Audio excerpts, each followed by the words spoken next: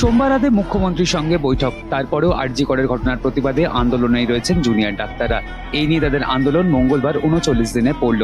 এই পরিস্থিতিতে সুপ্রিম কোর্টে আরজি কর শুনানির মধ্যেই রাজ্যের আইনজীবী কপিল সিব্বলের প্রশ্ন, কবে কাজে ফিরবেন জুনিয়র ডাক্তাররা? উত্তরে জুনিয়র ডাক্তারদের কৌশলী ইন্দিরা জয় সিং এর জবাব, মঙ্গলবার কিংবা বুধবারের মধ্যে জিবি বৈঠক করে চিকিৎসকরা কর্মবিরতি সংক্রান্ত পরবর্তী সিদ্ধান্ত নেবেন, কারণ তারা এখনো ফিয়ার সাইকোসিসের মধ্যে রয়েছেন।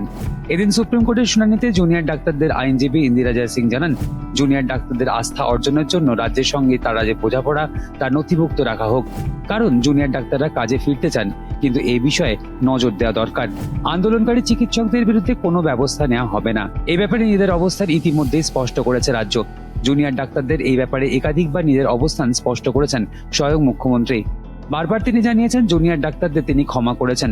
যদিও এদিনের সওয়াল জবাবে ইন্দিরা জানিয়েছেন, আরজি করের ঘটনার পরেও এখনো ফিয়ার সাইকোসিসের মধ্যেই রয়েছেন জুনিয়র ডাক্তাররা, কারণ হাসপাতালের পরিস্থিতি এবং পরিকাঠামো এখনো ঠিক হয়নি। এদিনের শুনানিতে রাজ্য জানিয়েছে হাসপাতালের নিরাপত্তায় পর্যাপ্ত পুলিশ এবং কেন্দ্রীয় বাহিনী মোতায়েন করা আছে।